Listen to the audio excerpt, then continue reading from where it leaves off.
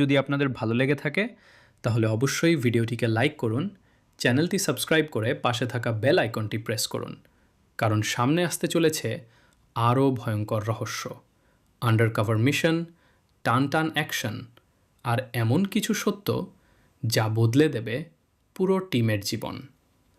অনির্বাণ, রিনি, সৌম্য, পিয়া, বিশাল আর রুদ্রের এই গোপন অভিযানে শেষ পর্যন্ত কে জিতবে আর কে লুকিয়ে আছে অন্ধকারের আড়ালে, সব জানতে চোখ রাখুন সিআইডি কলকাতা গোপন অভিযানের প্রতিটি নতুন এপিসোডে। আপনাদের ভালোবাসাই আমাদের আরও নতুন গল্প বানানোর সাহস দেয়। Kolkata CID headquarter. প্রতিদিনের মতো আজও অফিস বেশ ব্যস্ত, কিন্তু এই ব্যস্ততার আড়ালে লুকিয়ে আছে একরাশ বিরক্তি। কারণ আজ এই টিমে অন্য জেলা থেকে নতুন একজন অফিসার জয়েন করার কথা। বিশাল ল্যাপটপে দ্রুত টাইপ করছে রুদ্র পাশে বসে হ্যান্ড গ্রিপার দিয়ে ক্যাচ ক্যাচ শব্দ করে ব্যায়াম করছে। পিয়া একটা ছোট আয়না বের করে খুব মন দিয়ে লিপস্টিক লাগাচ্ছে। রুদ্রভাই, একটু থামবি?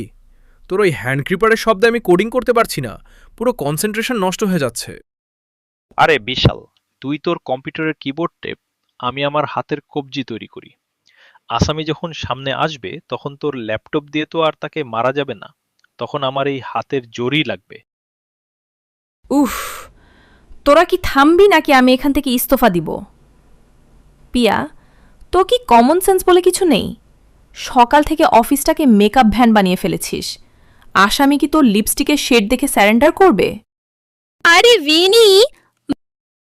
আর বিশাল, তোর কি কানে কোনো প্রবলেম আছে ভাই? এই হেডফোনটা কি তোর শরীরের কোনো পার্ট যে ওটা ছাড়া তুই চলতে পারিস না? আমি কখন থেকে ডাকছি, তোর কোনো হুঁশ নেই। ডেটা করে তো তুই নিজেই একদিন সফটওয়্যার হয়ে যাবি। আর রুদ্র, তুই দয়া করে তোর এই ব্যায়ামটা জিমে গিয়ে করবি। আসামি ধরার আগে যদি নিজের হাড় ভেঙে ফেলিস তাহলে কেসটা কে লড়বে? আমি? দিদি, আমি কথা শুনি না, ডেটা শুনি। এই ড্র্যাগ সিন্ডিকেটের সার্ভারটা যা স্ট্রং, মাথা ঠান্ডা না রাখলে হ্যাক করা মুশকিল। আরে রিনিদি, মাথা গরম করে লাভ নেই। আসামি যখন সামনে আসবে তখন তো আমার এই হাতের কবজিই কথা বলবে। বিশাল, শুধু লোকেশনটা বলে দেই হলো। আরে বাবা রিনি, একটু রিল্যাক্স কর। আজ তো আমাদের নতুন বস জয়েন করার কথা।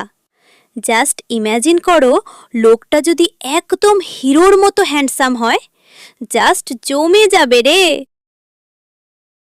ধুর, হ্যান্ডসাম দিয়ে আমি কি করব? ধুয়ে জল খাবো নাকি? কাজ জানলে হলো। আর দেখিস, নতুন বস মানেই নির্ঘাত কোনো খিটখিটে খরুশ টাইপ লোক হবে, যে এসে সারাদিন শুধু অফিসারগিরি আর বড় বড় লেকচার দেবে।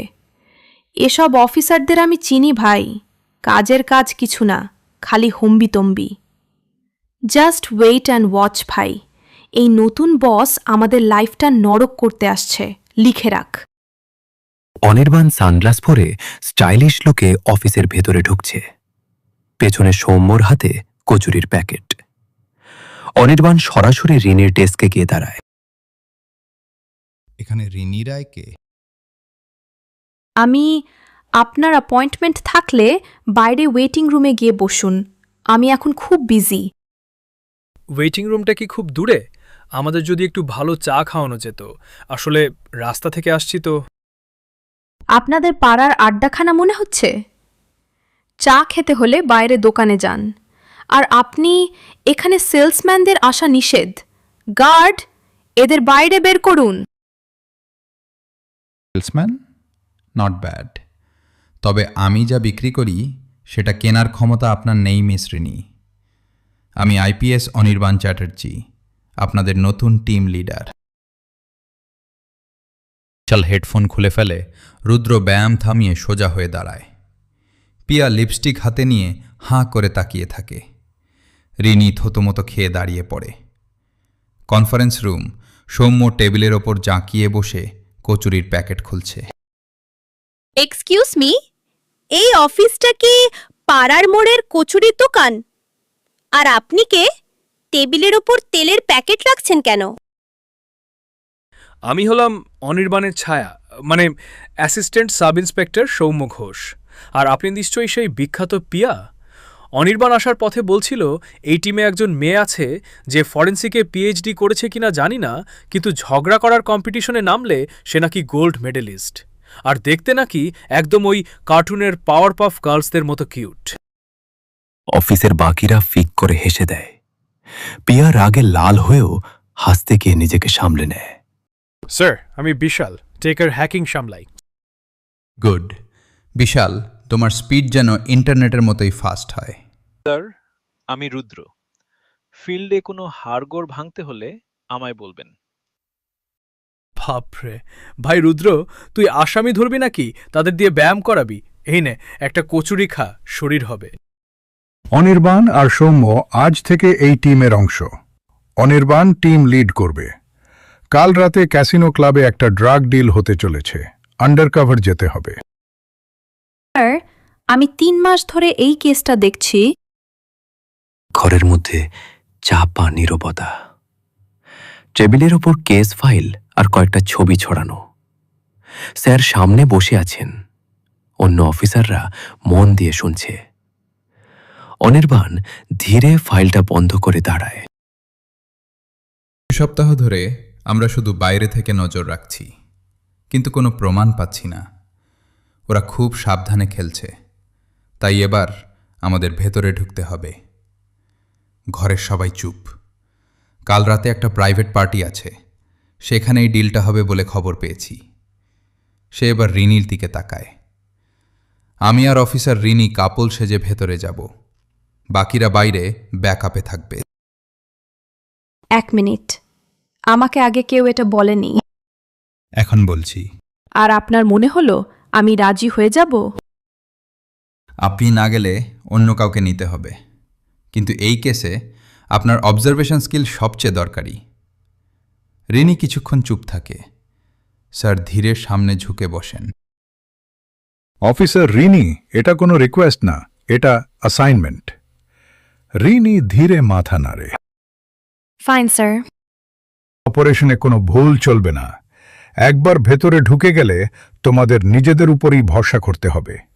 ঘরের পরিবেশ আরও ভারী হয়ে যায়। ইউ মে লিভ নাও। সবাই ধীরে ধীরে উঠে দাঁড়ায়। চেয়ার সরানোর শব্দ।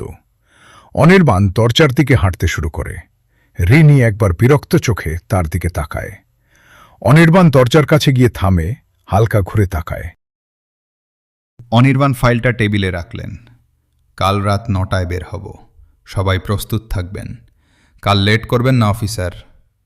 সে বেরিয়ে যায়। রিনি নিচু গলায় নিজের মনে বলে, লোকটা সবসময় এত অ্যাটিটিউড দেখায় নাকি? সবাই ধীরে ধীরে মিটিং রুম থেকে বের হচ্ছে। বাইরে রাত। অফিসের করিডোরে হালকা আলো। রিনি বিরক্ত মুখে হাঁটছে। পাশে এসে দাঁড়ায় পিয়া। তো কাল তুমি আর বস আন্ডারকভার কাপল? কেসটা কঠিন ছিল জানতাম, কিন্তু অনির্বাণ চ্যাটার্জির সাথে পেয়ার হতে হবে এটা ভাবিনি। এভাবে বলিস না, লোকটা কিন্তু দেখতে একদম সিনেমার হিরোর মতো। তুই আর একবার হিরো বলবি, আমি তোকে এখানেই গ্রেফতার করব। পিয়া হেসে ফেলে। ঠিক তখনই ওপাশ থেকে কফির কাপ হাতে সৌম্য এগিয়ে আসে। আমি শুধু একটা কথাই বলবো, কাল ক্রিমিনালদের থেকে বেশি ডেঞ্জারাস হবে আপনি আর বস একসাথে।